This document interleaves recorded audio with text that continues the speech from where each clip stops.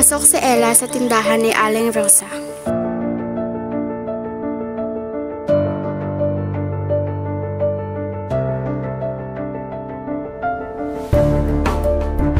Rosa, pabili nga po ng kape. Sige, Ella. Ito anak, 50 pesos lahat yan. Nag-abot si Ella ng 100 habang abala si Aling Rosa sa pagtatawad ng paninda at nahulog ang 100. Napansin ito ni Ella, saglit siyang natigilan. Sa sandaling ito, may pagpipilian si Ella. Walang ibang tao, walang CCTV, pero alam niya kung ano ang tama. Pinulot ni Ella ang 100 at iniabot kay Aling Rosa. Ay, Rosa, may nalaglag po kayong pera. Nako, Ella. Salamat, anak. Mabutit ikaw nakapulot. Kinabukasan, kinausap ni Ella si Mika.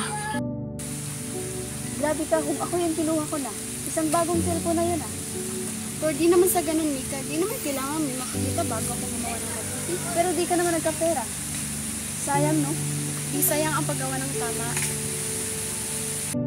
Ang likas na batas moral ay hindi nasasulat, ngunit nakaukit sa puso ng bawat isa sa atin. Hindi ito kailangan ipag-utos upang sundin. Kapag tayo nagpasya batay sa konsensya at kabutihan, yan ang likas na batas moral. Sa huli, ang bawat tao ay may kakayahang pumili ng tama, hindi dahil sa takot, kundi dahil ito ang makatao, makatarungan at mabuti. Ngunit sa gitna ng kanyang pagiging matulungin, kabaitan at pagiging masaya ay may nakatago palang napakabigat na pagdaramdam. Si Ella ay laging napubuli sa paaralan, laging kinutokso at pagdating naman sa tahanan ay laging sermon ang sumasalubong sa kanya. Hindi mo na inisip ang mga gawain sa bahay? Ano? Puro ka lang ang patsa? Hindi siya napapansin ng kanyang mga magulang kasi na kay Liza ang atensyon ng mga ito ang kanyang nag-iisang kapatid. Lagi na lamang mali ni Ella ang napupunan ng kanyang mga magulang. Kaya lagi siyang nagkukulong sa kwarto, umiiyak. Ibinaling ni Liza ang kanyang atensyon sa pag-aaral at sa simbahan upang mabawasan ang kanyang paghihirap. Isang araw, umuwi siya na dala-dala ang kanyang award. Ngunit nadatnan niya ang kanyang kapatid at mga magulang. Pinupuri ng mga ito si Liza.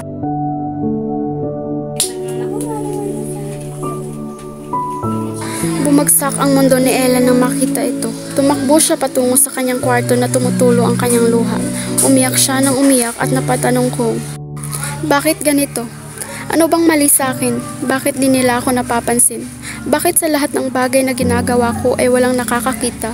Walang sumusuporta at di napapansin? Ano bang kulang sa akin?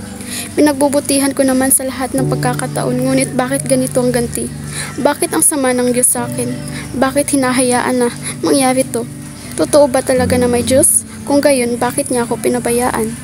Sobrang sakit ng naramdaman ni Ella.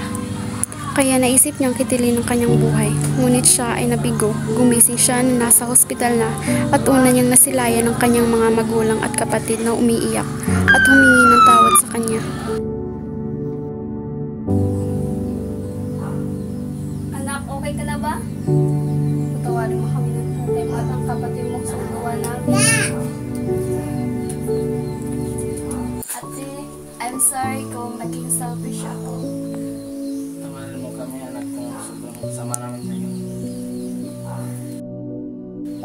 Sana mapatawad mo pa kami.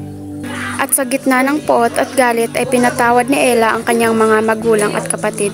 Napagtanto din niya na mali ang kanyang nagawa. Pinagsisihan niya ito at pagkagaling ay agad siyang nagtungo sa simbahan. Humingi ng tawad sa Diyos at pinagsisihan ang maling desisyon.